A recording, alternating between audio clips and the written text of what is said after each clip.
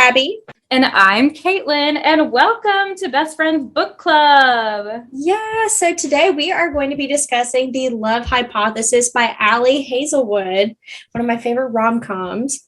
It is a fun little rom-com, and we did just want to acknowledge that we did accidentally take a week off. Sorry, guys.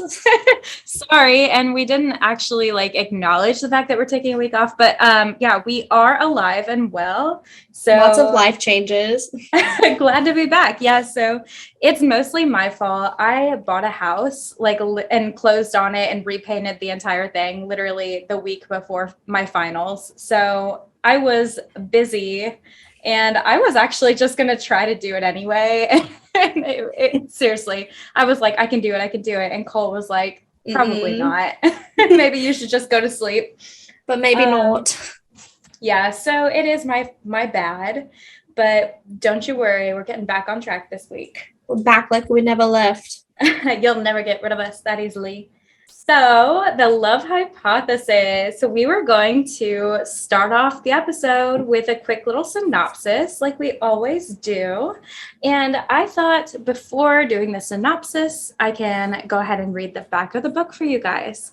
Yeah. So, at the top, it says, when a fake relationship between scientists meets the irresistible force of attraction, it throws one woman's carefully calculated theories on love into chaos. As a third-year PhD candidate, Olive Smith doesn't believe in lasting romantic relationships, but her best friend does, and that's what got her into this situation. Convincing On that Olive is dating and well on her way to a happily ever after was always going to take more than hand-wavy Jedi mind tricks. Scientists require proof. So like any self-respecting biologist, Olive panics and kisses the first man she sees. That man is none other than Adam Carlson, a young hotshot professor and a well-known ass, which is why Olive is positively floored when Stanford's reigning lab tyrant agrees to keep her charade a secret and be her fake boyfriend. And when a big science conference goes haywire, putting Olive's career on the Bunsen burner, Adam surprises her again with his unyielding support and even more unyielding six-pack abs. Suddenly, their little experiment feels dangerously close to combustion, and Olive discovers that the only thing more complicated than a hypothesis on love is putting her own heart under the microscope. I didn't realize how much of the story she put in the back of the book. You literally probably could have read that and got the entire gist of the book just from that. You guys, there are no surprises with this plot. It's exactly what you would expect. The beginning of each chapter, the hypotheses at the top literally tell you exactly what's going to happen. Yes, and I actually love that she does that. I'm going to talk more about that later. Me too. I read some of my favorites. Oh, I love them. So, yeah, we'll go ahead and start off with the synopsis. Do you want to start at the prologue? Yeah, so kicking off the prologue. So Olive stumbles blindly into a random bathroom in the Stanford biology department because she's wearing expired contacts because she's a poor college student, and they made her vision go super blurry, and she was crying.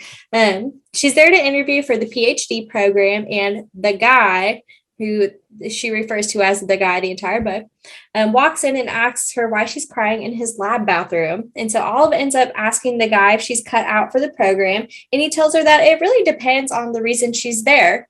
And she explains that her reason for pursuing her PhD is because she has a meaningful research idea, and she just doesn't really trust anyone else to find the answers that she's looking for. And she goes, do you think that's a good reason? He's like, yeah, that's the best reason. Yeah, so that really sticks with Olive. So she does get accepted into the program, and nearly 3 years later, she's gotten herself into quite the predicament by kissing a random man in the hallway of her department at night. So she just kisses this guy. When they break apart, she realizes she just kissed Dr. Adam Carlson, who is a notoriously harsh biology professor in the department. And basically, he's kind of like, what was that? And demands an explanation. And she tells him her best friend and fellow research student, On, thinks she's on a date right now. So she had to make her believe it. When she unexpectedly saw On in the building, she had to kiss the first man she saw to prove that she is not interested in this guy she went on a couple dates with is named Jeremy. And On and Jeremy like each other. It's very middle school, to be honest. But, Immature. The things we do to make our friends happy. So she really wants On to give Jeremy a shot, but On has been holding out because of girl code. And she's like, no, really, I'm over him. So that's the whole reason she lied and said she's dating someone new. Basically, Dr. Carlson kind of like jokes about filing a Title IX complaint, and Olive is like, oh, actually, like maybe don't. If you could not, that would be so great, and I'm really sorry. And she just kind of like awkwardly leaves. It's very uncomfortable. Yeah, like zero follow-up with that. She's like, cool, but hopefully you don't, and like walks away. So the next morning, Olive has gotten a response from Tom Benton, who is a research professor at Harvard, saying that he wants to meet with her about sponsoring her research project next year. So that's kind of like the whole goal when you're a PhD candidate, you want people to sponsor your research ideas. And so her current academic advisor is retiring soon, so her project's going to be without funding unless she can find a new lab, which is why she's reaching out to Harvard, a bunch of other colleges. So On confronts Olive about kissing Dr. Carlson, and she's like, hey, that was the weirdest kiss I've ever seen in my entire life. And Olive is like, yeah, I'm going to lie to her and tell her that we're actually seeing each other so that On will move forward with Jeremy. On doesn't believe her, but Dr. Carlson overhears and steps in and helps sell the lie with Olive. And he was like, yeah, that was definitely us on a date. So when On finally leaves, Olive and Adam, they decide after going back and forth, I think actually a couple days passed, but they do ultimately decide to commit to the fake dating bit. And Olive is like, what are you going to get out of this? Because she knows her reason. But he tells Olive that Stanford right now has a hold on his funding because he's considered a flight risk. And so he wants them to see him as someone who's really committed to staying. And he thinks that like being in a long-term committed relationship will help convince them to release that funding for his lab. So they lay out the ground rules for their fake relationship, and they set a termination date of September 29th, which will be the day after his funding is released. Yeah, so back at home, Olive's friend and roommate Malcolm is like super pissed at her because Dr. Carlson was the reason his research project was delayed and he had to redo a ton of his work. So if you remember, he is this giant dick that no one likes. And Olive hasn't really seen much of that, but she basically explains that they're fake dating to make sure that On and Jeremy have a chance of being together. And Malcolm's like, you're crazy, but all right, I'm into it. Yeah, Malcolm is very much here for like a super supportive. Yeah, we stand Malcolm. So Olive and Adam have been meeting up for fake dates at the coffee shop on campus to really sell their story. So over the first couple of weeks, they get to know each other. And then one week, Olive is walking out with Adam to go prepare herself to meet with Dr. Tom Benton, who is the professor from Harvard. So they they walk outside and they run into Tom. And it turns out Tom and Adam are actually friends. And Olive is like, oh, well, yeah, actually, we were scheduled to meet later to go over my project. And he's like, well, why don't we just meet right now? So she feels super nervous and on the spot, but ultimately the interview goes pretty well. And he asks her to submit a full report on her research in 2 weeks to like let him like read through everything and make sure it'll work out. Olive is working in her lab. She's there constantly. It's all she does. When one of her peers, Greg, gets really mad at her because her boyfriend failed his proposal. And Olive's like, I don't see how that's my problem. He's like, well, you have the opportunity to like stop this stuff. And she's like, yeah, okay. And so she texts Adam later to ask about it. And he defends himself by saying that he holds all of his scientists accountable and expects their work to be up to standards. And so Olive gets really irritated, basically like bitches him out over text and sends him a fuck you, which he then ignores and she doesn't hear from him. Yeah. So they had plans to go to basically the biology department's having like a picnic. And they have plans to meet each other there. So the next time they see each other is there. He hasn't responded to her like rude text. And On is like begging all of her friends to put on sunscreen because you should always wear sunscreen. Tabby is like extremely sunburnt right now. Don't mind me. I actually can't even move my body right now. So Tabby, this lecture is for you. So she like puts a whole bunch of sunscreen in Olive's hands, and Olive is like, I like have way too much. So On's like, oh, just rub it on Adam because Adam is looking all like cute and shirtless. He's playing some like ultimate frisbee, looking like a beefcake. So he comes over. He doesn't seem to be mad at Olive about the text messages. And as Olive is rubbing sunscreen all over his ginormous muscles, she is like, oh, hot damn. I am like actually into this guy. And I was not expecting that. Later, Olive is once again working late at the lab and she finds Adam in the break room. And so Olive has gone in there to buy chips. She is like a huge fan of salt and vinegar chips. Adam has the last bag. He was really sweet, gives it to her. And they end up talking on the couch and they discuss Olive's mom who passed away from pancreatic cancer, which is what her whole entire research is based off of. It's for early detection of the disease and it's super important to her. And Olive tells Adam it's okay if he wants to actually date someone during their fake relationship. And he actually starts to confess something to her and then they're interrupted by freaking Jeremy. God damn Jeremy. So Olive ends up getting her report into Tom, who was like, he completely cut the deadline short by like a week and a half. But she gets it to him anyway. And he's like, meet me at Adam's house to discuss it because since he's friends with Adam and he's from Boston, he's actually been staying with Adam while he's there in California. So he tells her he would be glad to have her at his lab next year. And Olive is over the moon. Like, this means the world to her.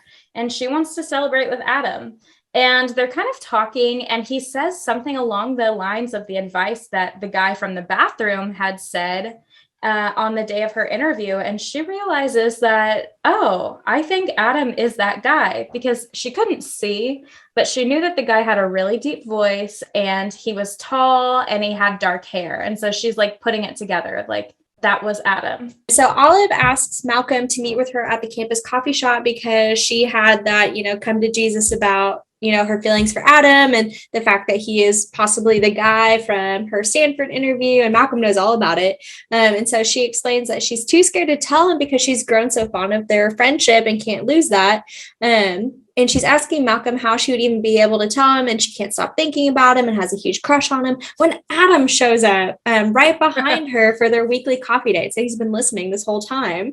So she goes up to Adam. She's like, did you hear that? And he's like, yeah. And she's like, oh, shit. Cool. So she lies because she's a stupid little dum-dum. And she says, I wasn't talking about you. I'm talking about a different guy. And he's like, yeah, obviously. Like, he believes her immediately. So that little awkward meeting is thankfully interrupted by Dr. Holden Rodriguez, who is from the pharmacology department. And he shows up to talk to them. He introduces himself as Adam's best friend since childhood. And after Holden leaves, he kind of like was giving some little, embarrassing his best friend, telling little stories about Adam. But he leaves and Adam tells Olive, you're actually really amazing. And I think if you just tell Jeremy how you feel, I can't imagine that he wouldn't think the same thing. And Olive realizes, oh man, like, he believed my lie and he thinks that I'm in love with Jeremy. She's like, well, I guess we'll see how this plays out. And so Adam ends up going on a work trip and he's gone for a while. And Olive realizes how much she misses hanging out with him because they see each other all the time. And at one point she bumps into Holden and chats with him about Adam. And Holden told Olive that Adam has been going on and on about this amazing girl and that he's known for years, but was worried to ask her out because they're in the same department. And Olive, being the idiot that she is, thinks he means someone else and that there's no freaking way he could possibly mean her, even though she's putting everything together. And so Holden also tells Olive that if she goes to work with Tom next year, that she should watch her back because he doesn't really trust her. And so she's like, seems weird, but okay. Olive. Love her, but she's kind of sweet dumb. Olive. Olive gets news that her abstract has been accepted as a talk for the SBD conference, which is a really big deal. She was only expecting it to get accepted as like a poster presentation, but no, like, they scheduled off a block of time for her to chat. And she is super nervous because she is actually terrified of public speaking. So she discusses the situation with her friends and with her advisor. They're all super supportive and they're like, you can do it. Like, I promise you.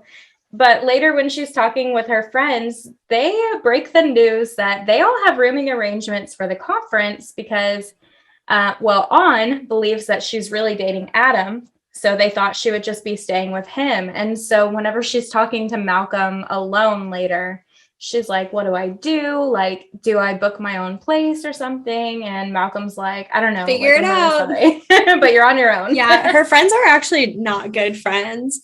Um, so Adam returns to Stanford and tells Olive that, hey, don't worry, you can room with me because there's 2 beds. And Olive's like, is there 2 beds? He's like, no, there's 2 beds. And she's like, okay, but are there 2 beds?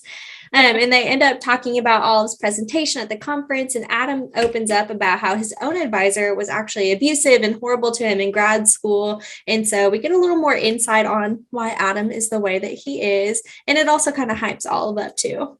It comes time for the conference, and Olive arrives at the hotel room to get ready for her presentation. So Adam comes in because he's already been there for a day, and he is rendered speechless at how good Olive looks because she's honestly like she's a babe. Good. She's a babe, and her dress actually shrunk a little, so the hemline kind of went up a little bit higher, and she's showing off them legs. So they realize in that moment when they're talking about her presentation that Adam will actually be delivering the keynote speech in another room at the same time. So he won't be able to go. And like Olive is disappointed, but she feels bad even being sad because she's like, oh my gosh, his talk is so much more important. So she tells him it's okay because I'm already recording the talk on my phone for my advisor. So you can just watch it later. Olive ends up doing her talk and it goes really well. And she's feeling pretty good about herself.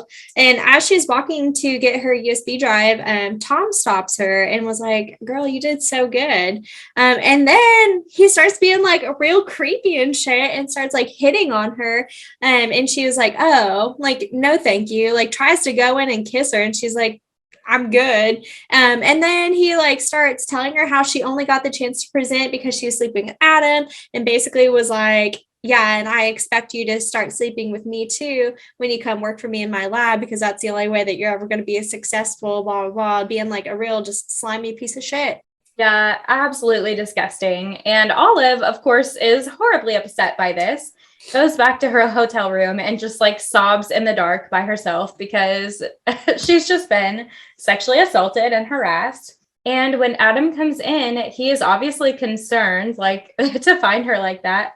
And he's like, what happened? And she tells a little half truth because she just tells him someone said she was only chosen to give a talk because she's dating him. She's afraid to tell Adam that it was Tom because they have a shared grant that they are basically they're collaborating. And she's worried that Adam's career will be harmed if she like ruins this for him. And also he really kind of like sees Tom as a friend. When he was in grad school, Tom kind of like stepped in and helped his experience with his abusive advisor, like not as bad. And so she's like, I just can't tell him. And also when Tom was like spewing all his slimy shit, he told Olive that Adam wouldn't believe her anyway because they've been friends for a long time. Because he sucks. Yeah. So Adam was like, don't worry, I'll cheer you up. We can go eat wherever you want to. And she ends up choosing like a conveyor belt sushi place. And he's like, this is the worst thing I've ever seen in my life. And they end up going back to the hotel and they have a really cute heart to heart. Just talking more about, you know, his advisor and shit and like how she's amazing. And she kisses him and he's like, whoa, girl. Like, you're not in the right headspace. I don't want you to think I'm taking advantage of you. And she's like, nope, you're definitely not. There's a lot of consent. We love it. And they end up getting it on not once, but twice, 2 times in this hotel room. Really lovely to read. But yeah. And so they end up staying the night, embracing each other in their arms. How sweet. How cute. So afterwards, Olive asks Adam about his childhood. His parents were diplomats, and so he was kind of just raised by au pairs. And he was like, yeah, he was really lonely until he befriended Holden, Dr. Rodriguez. And as they're chatting more, Olive realizes he's leaving the conference early to interview at Harvard to work with Tom, who is the slimy boy. And so her decision not to tell him about Tom feels even more solidified because she just wants him to be successful and happy and not ruin anything for him. he leaves the next morning like he said he would, and Olive has the hotel room to herself, and Anna and Malcolm end up coming to her room to share, what went down the night before. Malcolm and Holden hooked up because they've been fawning after each other for years. And Malcolm says that Holden told him Adam's funds had actually been released by Stanford. And she remembers that, today is September 29th, the day that we agreed to break up. And so she goes to meet Adam at his new hotel room by Harvard, and basically tells him that they should go through the original plan to break up. And he's just like, no, they have a very passionate kiss. And then she's like, actually, yes, we will be breaking up. Yeah, because she's an idiot. So Olive goes back to her own hotel and just wallows in self-pity for a while. And then she decides, there's one thing I can take control of here, and that is to ask my advisor to reach out to other labs to fund my research, because obviously she is not going to go work with Tom after that. So later on, and Malcolm come by, and she is working on editing the recording of her presentation to send to her advisor. And the recording, it turns out she forgot to stop it after her talk, and it was like 3 hours long, and it actually caught everything that Tom said to her. So that starts to just like play out loud while her friends are in the room, and they were like, excuse me, what is that? So Olive just bursts into tears and then tells both of her friends the entire truth, even on about the fact that she was fake dating Adam. So her friends convince her that she needs to tell Adam the truth because he deserves to know that Tom, is a piece of shit, and they need to decide that before working with him. And so Olive goes to the restaurant that Adam is having his interview at with Harvard and asks to speak with him privately. And as she's telling him, Tom comes over and refuses to let Olive speak alone with Adam. He's like, no, dog, you need to like come back here and finish your interview. He's like, forget this girl. And Adam is like, I will fucking kill you. And so Olive ends up playing the entire like recording that she had of Tom saying all those terrible things to him. And Adam freaks out and like attacks Tom and like holds him up against a wall, starting to like beat the shit out of him. Basically, they end up like taking care of it. And he like goes off and meets with like the Harvard, whoever he is. I don't actually know what he does. I don't know. Probably like Tom, the department chair or something. I don't know. They have a dean. I don't know. And was like, don't worry, I'll take care of it. Yeah, he's like, I got you. So Olive flies back to Stanford with her friends. And when she lands, she found multiple emails waiting for her to sponsor her research. So she is just like, hell yeah, suck it, Tom. And later, Adam meets up with her. Holden arrives too at the same time. They end up going on a double date. Like super weird. It was super weird. So strange. Adam, Malcolm and Holden. And Holden's like, Malcolm, Adam, you guys need to not hate each other because, well, really Malcolm's the only one holding a grudge. Adam doesn't care. But he's like, Malcolm, you need to like get over it because like you can't hate my best friend. So they kind of work it out. Yeah. And then later, Olive is walking with Adam back to her apartment and asks about Tom. He tells her they filed a complaint and they're investigating the situation and like they're going to reach out to her shortly to get her side of things. And he tells her he doesn't care about the grant or Tom. And she actually breaks the news to him that she found a lab closer to Stanford so she doesn't have to move next year, which is awesome. Super cool. Yeah, so Olive admits that she actually realized who Adam was when she met him in the bathroom on the day of her interview. And he confesses that he had been thinking of her ever since, like a real creep. He's been watching her from the shadows. And Olive tells Adam that she lied when she said she had feelings for someone else. And then at the very end confesses that she loves him. It's in a different language, so it didn't really hit as hard, but she did say that she loved him. It is cute though because it was cute. In Dutch and he speaks Dutch. Yes. So then the epilogue takes place 10 months later, and it talks about Olive and Adam recreating their very first kiss in the hallway at the exact same time it took place a year prior. So it's a really sweet little wrap-up moment. The perfect ending to a rom-com. The end. So let's talk about it. So first of all, what would you rate it? I don't know. Okay, so the first time I read it, I would probably have given it like a 7 out of 10. It was a cute rom-com, loved it. The second time reading it, I'd probably rate it lower because I didn't realize how cringy it was until reading it a second time. So I'd probably do like a 6 out of 10.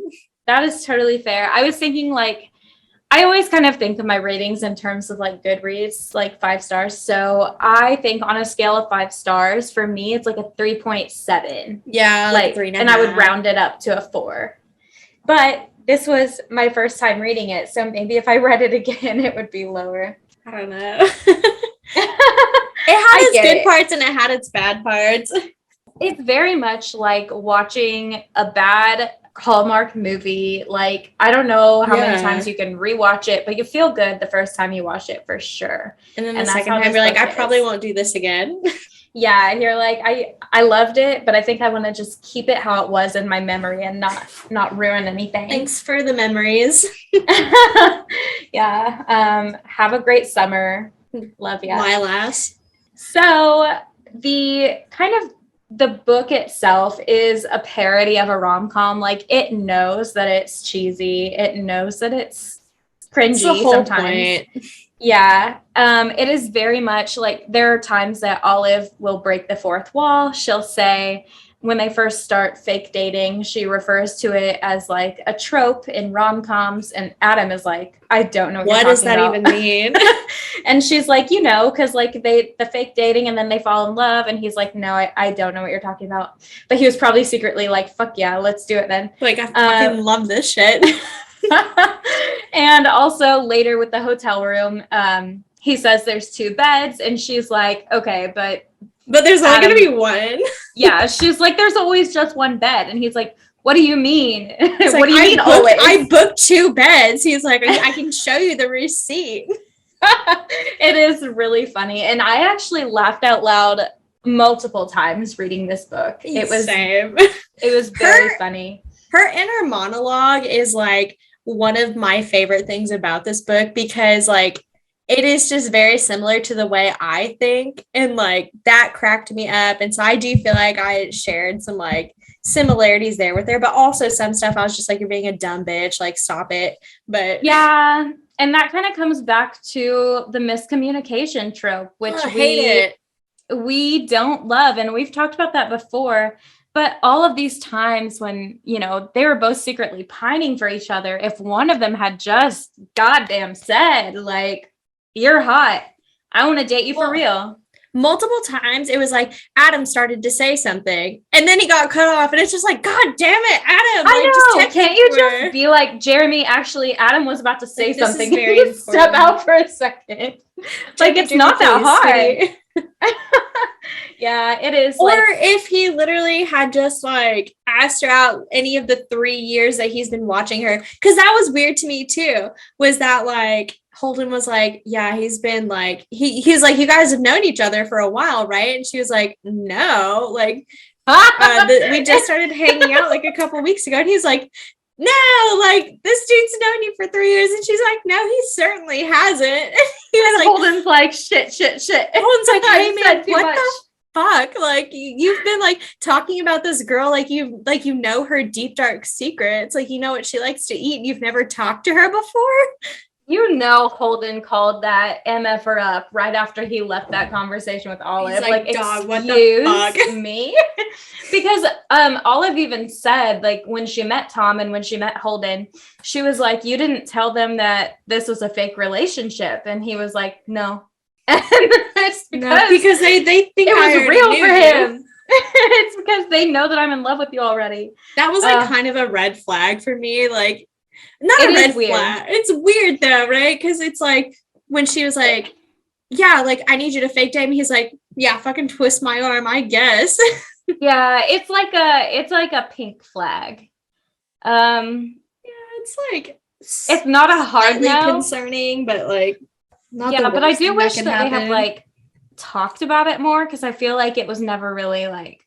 Yeah, like we gotta mention, like that's not normal behavior. Yeah, from an adult man. Yeah, and let's talk about the fact that these are adults, and this situation is not very mature. 26 to 28-year-old adults. Adam's in his 30s. Yeah, and they're acting like like this is, I mean, if you guys haven't seen To All the Boys I Loved Before, which is like a little Netflix, like, well, it is a book. I didn't read the book. I've only seen the movies. Actually, I haven't Which read it. shame on me. Shame on me. But it is a very good Netflix adaptation. Very cute. And it has a similar fake dating trope, but they're in high school. Like, and it makes sense in high school. That's appropriate behavior for children. You act like an idiot when you are in high school, but well, and like, I don't know, that's like a bone I have to pick with like Ali Hazelwood, I think in general, because like if you've read any of her other stuff, like all of it is based off of like scientists in general, like it's all science based because she herself did like her like a graduate program and like started a PhD program, I believe, and was going to do academia and ended up becoming an author. And so she's very familiar with like the world of academia and science. But like all of her books that she writes, it's like she makes the characters just like painfully awkward. And it's like, I feel like that's a poor representation of people who like are in a PhD program because they are not all like socially inept, like weirdos, like she's portraying them to be. That is very much just like a stereotype. And like maybe they'd be more likely to be a little weird if they're at a super competitive program like Stanford or Harvard, like potentially. I don't know. But it's just like she was like, I was like, I've just never enjoyed being with others and blah blah blah. And it's like, okay, cool. Like you get maybe you're asexual, I don't know. But then Adam's like, yeah, you'd be surprised. Like I don't sleep with women, blah blah blah. And I'm just like, okay, like sure. Like I did think that was weird. And we'll talk more about that when we talk about the sex scene, because I have some complaints. I have a list of grievances. Oh, by the way, I saw that you put you wanted to know more about our boy Adam and how his character felt incomplete. So I also wish that there had been a dual point of view or something like else about him. You can actually find a dual point of view from the night that they get together on Ali Hazelwood's website. If you sign up for her newsletter, she'll send you his arc for free. I will be doing that. It's really good. Yeah, I will follow up with you on that because I was like, I get Adam's personality. He's grumpy, he's moody, he's, only sweet with Olive and his closest friends. Like I get that about him, but I don't really know any of his likes beyond science. I don't know any of his dislikes beyond pumpkin spice. And I just was like, what else? Because we get so much about Olive and obviously they're getting to know each other, but it just seems like, I don't know, like maybe Olive knows him better than we do or something. And it's like they like gave us a little bit about it, but I just wish they had like expanded on it because like you got so much about him like being the child of two diplomats and like how he traveled the world as a child and like how Holden did the same thing, and that's very interesting. And I wish we had gotten more about that because I feel like that really shaped who he was as a person. Yeah, he actually seems like a very interesting man. And it was like more focused on Olive, which I get it. She's the main character. Yeah. But yeah, I will be reading that in her newsletter then. I also think we may or may not have mentioned the grumpy sunshine trope. I love that. It's one of my favorites. And that is this book. Favorites. Yeah. So cute. I love it. I love men who are assholes, but not to the women they love. Same. Yeah, delicious. I eat that shit up. I do also want to talk about the importance of women in STEM, which is something that Ali Hazelwood really tries to bring light to as well. And pretty much at like every single one of her novels or novellas. And like I said, she has a big background in STEM and in, the science field in general. And so I really like that she wrote in like On's character and how she was like a big supporter of women in STEM, and like she had like the whole rallies and stuff. And at the end of the book, she actually has like a whole portion like dedicated to like where you can go to look into like how you can support women in STEM and like how you can get involved with it too, which I thought was really neat. Absolutely. That was very cool. And I love that Ali herself, began her career in academia. That I didn't know that about her, which I mean, it is pretty evident in her writing that she's super familiar with it.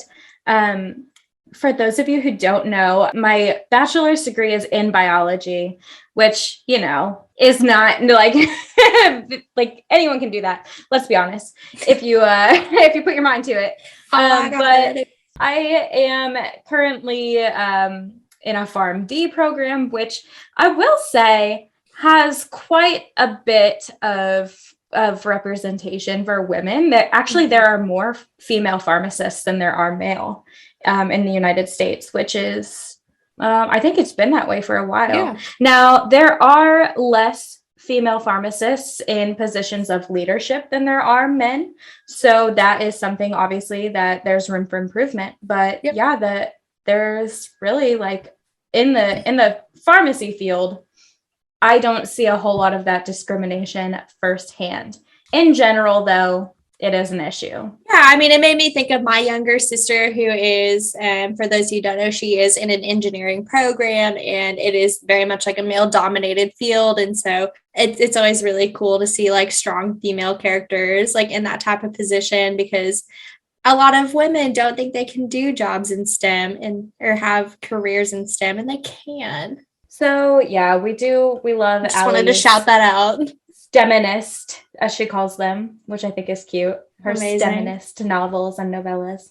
Now that we've talked about everything that we love about Ali, we're gonna talk about some things that we wish she fucking weird. I wish she had not. Okay, these mostly revolve around the sex scene. There's a lot that happened. Don't get me wrong.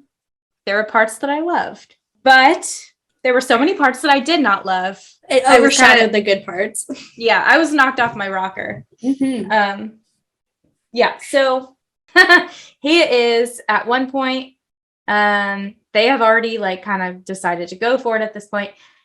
It says he fits her entire breast in his mouth, which, okay. She's not large-chested, to be fair. She's not large-chested. Well, I hope not, if he's putting the entire breast in his mouth. It's just like, God, he just like unlocked his jaw like an anaconda.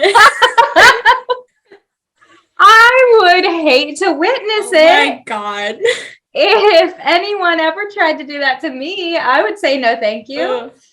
Like, personally, you don't have to put the whole thing in there. You know what? The only part that you really need to put in there is the sensitive parts. That's correct. And just leave the rest alone. It ain't the whole boob. It ain't the whole boob. Ask your mother if you have questions. Or a trusted friend. Or the Don't internet. ask Reddit. Don't ask Reddit though, because they'll lie to you. Men are liars. Yeah. Mm-hmm. Yeah. So another issue. Okay. Olive came out. She took a shower. She borrowed a t-shirt of his. Like, it was super cute. It was an oversized tee, and she had that on, and her knee socks. Which, queen, pop off. Wear your knee socks. Absolutely. Wear your knee socks. Was just planning to, yeah. And she was just there to chill. She was planning to watch a movie. So, like, absolutely. But that was the only thing she was wearing during sex. Were her knee socks that had unicorns on them. Yeah. Yeah. It's like, you couldn't have taken 2 seconds to like peel those bad dads off. Like, so it gets worse. She acknowledges it. After they've had their round one, she acknowledges, she's like, sorry about the socks. Like, I guess that could have been a turn off. And he's like, nah. And I love that shit. She had said, or no, she's like, I know it's a controversial topic. Yes, that's what it was. She said it was controversial, and he was like, yeah, and like joking, and it's like, what if they're covering like horribly deformed toes? And so he takes her socks off, and I'm pretty sure parts of her foot go into his mouth, if I'm not mistaken. He like licks like her instep or something like that, or like kisses. I don't know. I'm like just so against people putting feet like anywhere near their mouths that like I can't handle it. And maybe we're the problem. Like, maybe everyone else likes I don't know. It just grosses me out. Yeah, I can't believe it's true. I don't think the majority of people like mouths near feet. Like, I just know how gross my feet are, and like I cannot imagine anyone putting that in there. Like, I don't know. I guess the only thing that like makes it like, you know, her feet weren't gross is because she had just socks shower. On. Well, she showered right before she put her socks on, so her feet like could not have been cleaner. But what if she hadn't taken the time to like clip her toenails or like well, moisturize her feet? I don't know. I don't know. It didn't get brought I up. can't. Yeah. Oh my God. What if she was hurting for a pedicure? I'm sorry, but yeah, what if she had just truly gnarly toes? Well, I mean, that's what she said she was hiding. And he was like, oh, yeah, they're Let me see them. Show me them toes. Sorry, Adam, that's $10. Yeah, you got to pay extra for that, my boy. Another thing that just like really kept taking me out of it is the amount of times that they were going back and forth. Yes. Because like what I did love, I loved like the verbal, like asking for consent. Like that was hot when he was like, can I fuck you?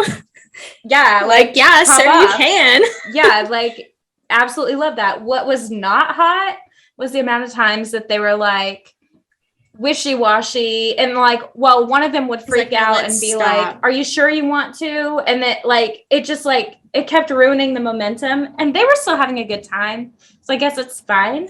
But like for me as the reader, no, what pissed me off was that like, first of all, I guess Olive is just like not overly experienced in this field, which she said that too. She like has a hard time finding attraction, but anytime like she was like getting turned on, she immediately was like, oh God, better stop. And I was like, why? Yeah. Like I guess it panicked her. I don't really know. Or she's like, I don't know. Ultimately, like they did both want to have sex with each other, and they did, but there was a whole lot of like take 5 whole pages of like, is this okay? Yeah, that's okay. Is this okay? Yeah, it's okay. It's like, God, just do it. And like, if you're going to do something like weird, like I get asking again, but like everything they were doing was pretty standard fare, if you ask me. Also, you know what was wild to me, which I don't typically care, but it's like she's super inexperienced, right? Like never has sex. He barely has sex. And so the fact that she was so scared to like have sex, but then he was like, hey, I don't have a condom. She's like, oh, it's okay. Oh, she's like, oh, okay. Like, cool. I guess. I did have a problem with that, and I forgot about that. Not because I thought that was so strange.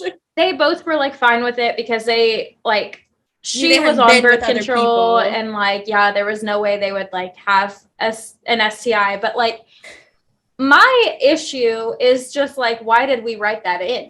Like, why? We could have just like that just seems irresponsible. You could either like just have no mention of a condom at all, and I probably wouldn't have noticed just because like, you know, they're going for it. But a similar thing happens in like one of her novellas too, and I was just like, that is not cute to me. Yeah. I don't know, like I don't recommend like just actively choosing not to wear a condom with someone that you've like only been with for like a month-ish, and the month of you being together wasn't even like you were like intimate at all. Yeah, so like I don't recommend that. I get where they were coming from, like their reasoning for why it was fine, but like I feel like we just didn't need it. 0 to 60. She's like, yeah, fucking go into it without anything. It's like, okay. You're absolutely right. She's like, I'd never have sex, but yeah, we don't need a condom. Yeah, you don't have to wrap it. Like, okay. The last thing that just absolutely sent me to the fucking moon. I was dead when I read this, and I think I forgot that I read it the first time around, but I like had to like lay the book down and come back to it. But like whatever. Okay, so Adam was like super into going down on her, right? Like thought that was the greatest gift to man, which I appreciate that. That's cool. Yeah. And so he goes down on her, then they bang. And so, like I said, didn't have a condom, so he comes in her.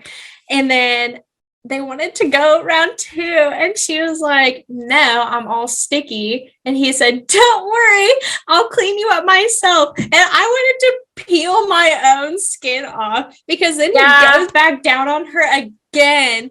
And I don't know. Sir, I could have been fine with it if he wasn't super into licking himself off of her. I'm trying to think of like a way that I would have written it better, but like maybe just not having him come in her. No, maybe just because he said, not only was he like, hey, let me help you out. No, that's not even better. But he was like, shh, I've got it. Like, told her to be quiet, shushed her. I was It's like that Lord I'll clean concert you up where she's like myself. the live performance that where a Lord like was shushes singing the crowd. with her. And then proceeded to give the worst performance I've ever heard in my life. Except apparently Adam does give a good performance whenever he does. I don't know. That took me out of the book so hard. I was just like, what I agree. the fuck? I did take issue with that, but I'm like, it would have been no, there's no better way to write that. Well, I'm just like, if only he had worn a condom the first time, then it wouldn't have been a problem. Worry about. So like, Ali, if you're listening, first of all, girl. liked your book, loved it, can't wait to read more.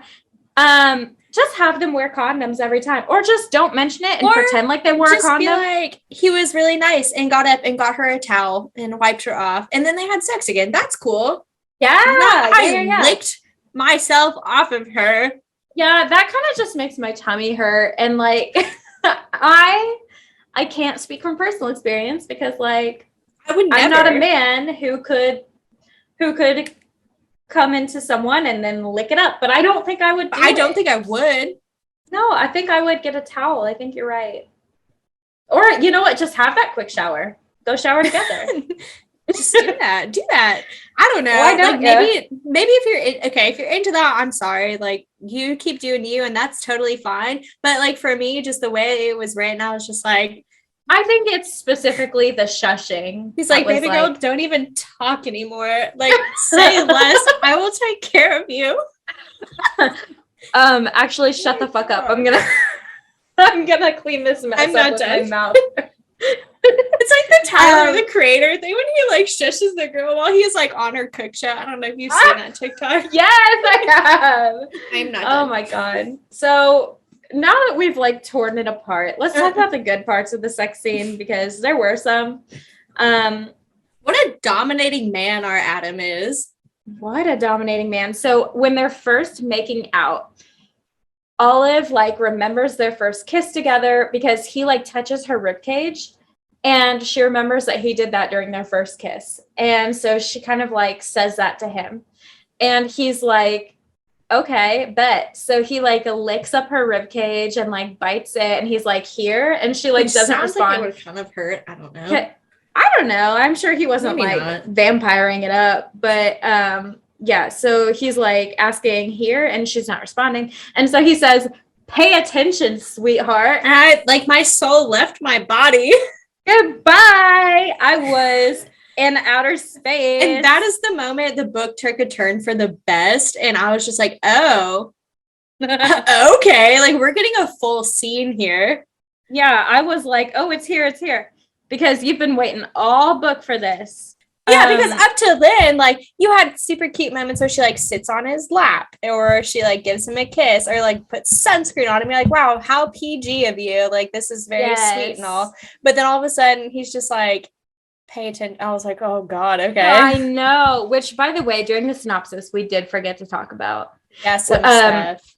Yeah, so Tom was, like, giving a talk at the school at one point, and it was super crowded. And there were no seats. So On told Olive, oh, you can just sit on your boyfriend's lap. And at the time they were like fake dating still. So it was super like awkward at first, but Olive was actually like, oh, I'm into this. And I think so was Adam. And then at another point, he like pushes a car out of the parking lot because they had stalled. Randomly, and he just like pushes it. And so On is like, oh, Olive, go give your boyfriend a kiss. Like he earned it. What a big, strong man. She kisses him like in front of the people that are in the parking lot. Well, and he was about to like risk it all in that parking lot too. Like she was just like trying to give him a little peck and he was like going in for it. And she's like, okay, see you later. Yeah, I know. Like he was ready to risk it all at any given moment. But Olive is like, no, he likes someone else. I just know it. So we also already kind of mentioned he does ask multiple times, can I fuck you? And I was like, that is very direct. And I like the directness of it. I was like, oh, like, I think I kind of like shook my head a little bit because I was like, where am I? I did. I loved that. And also, I just gotta say, like, whenever she was wearing the green underwear. Okay. Oh my God, I know. Originally, he had said his favorite color is black, and she's like, I don't know, That's not a real color. that's boring. Like, why not like green? I don't know. She said like vomit green or something goofy, but like she was like they were having one of their wishy-washy moments, and here's the only time I liked it, and here's why. They were having a wishy-washy moment, and Olive is like, I want to, like, I want to sleep with you. And he's like, I think I've changed my mind. And she's like, oh, What? like, oh shit. And he's like, I think green is my favorite color because she's wearing green panties. And I was like, oh. I was like, woo-hoo-hoo. So yeah, that's the only time I was like there for the wishy-washy. That could have been the only time it was in, and I would have been happy. But other than that, like, fantastic book. Fun. Oh, real quick, one other thing I wanted to mention, and then we can move off of it. Did you think it was weird that she just like introduced random characters and like had no back, like with Holden? Like Holden played a role in the end of it, but it was weird that we didn't know it was his best friend till the end of the book, and then he just happened to end up with Malcolm, and then they went on that super fucking weird like double date when they could have been like talking about their feelings. Like obviously there was so much that Adam and Olive needed to unpack when he got off the plane, and they're like, no, let's go get Thai food. And it's like, how about we don't read the room? Yeah, I absolutely do, because when we were doing the synopsis, we kind of mentioned it, but I even thought about mentioning how unnecessary that double date was. Yeah.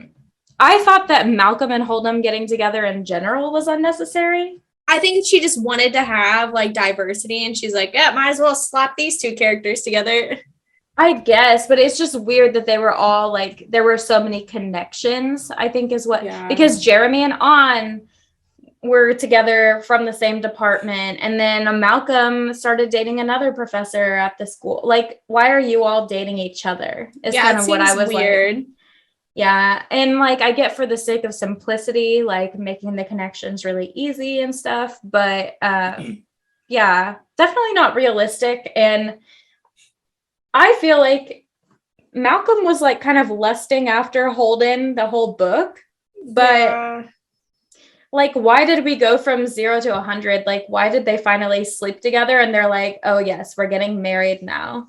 Like, yeah, well, not like, like they didn't literally propose marriage, but they were like, no, we're in love. But like they literally slept with each other once, and like all of a sudden he's like, yeah, this is my boyfriend. He met my parents last night. We're going back to his apartment to walk his dog and blah blah blah. And I was just like, you just met each other. Yeah, I didn't like that. Like I was yesterday. Like, if you really wanted there to be a gay couple in the book, you could have just written them in separately. Well, and like, you didn't have like to that make was it just very stereotypical like gay couple, because like there's like a huge stereotype against like lesbian couples too, where it's like the moving truck. They move in together immediately and blah blah blah. And so I don't know, I didn't love that, but yeah, I do agree, and I definitely like it. I don't think it was meant to be like like harmful in any way, but it was just, it didn't add anything to the book in my opinion. Like we could have had those characters separately and had them not to be together romantically, and it wouldn't like have she could have anything. Just run into Holden in the hallway rather than Malcolm being like, don't worry, I have a boyfriend. It's like, no you don't, because you slept with him once. But yeah, carry on. Yeah, and the thing is, like, there was another point in the book where she ran into Holden in the hallway because like, he works at the same school that she's a student at. He's so, at the same conference you're at. Yeah, he is. So, yeah, I agree. It was just, like, unnecessary. But it was fine. It didn't take away from anything. It just didn't add anything. I just thought it was weird. I agree with you. Altogether, very good book. It was cute. If you want a nice quick read, like a palate cleanser between series, then I would definitely recommend it. If you need a palate cleanser between extremely lengthy fantasy, like, or just dark, like some super series, dark, twisted, like reverse harem novels, then oh wait, are we just describing ourselves? No, that's just me. Oh, no one else does that? I know. Yeah, I would recommend this book, definitely. It was super cute. It was just like a feel-good book. You knew there was going to be a happy ending because it was Yeah. prophesized in the beginning. Absolutely. And oh, we did kind of like forget to mention, but this book actually has origins as a Reylo fanfic. Which I Um, love. yes. So Ali Hazelwood kind of started off, she wrote like Star Trek and Star Wars fanfics, apparently. I don't know much about it. I didn't read any of her original work, but apparently the original Reylo fanfic was titled Head Over Feet.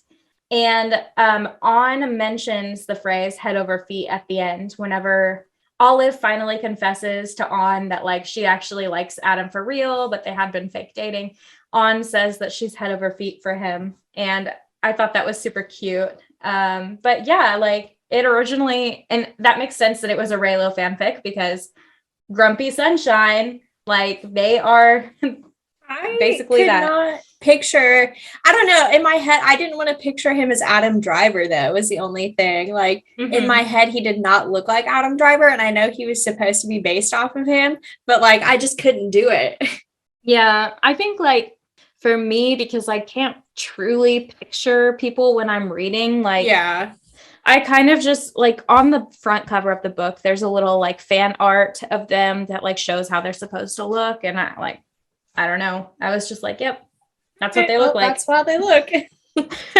Which I don't even think it ever like gives a description of how Olive looks. I think the No, just only messy hair, way we messy know brown is the hair. but yeah, she does have a cute little messy bun on the front cover. It's that lab hair. I feel that. Lab hair, don't care. But that wraps up A Love Hypothesis by Ali Hazelwood. And up next, we're going to have a mini-sode covering all of the hot releases from Book Talk this year. Super Woohoo! exciting. So Yes. tune in with us. And as always, Let's get lit.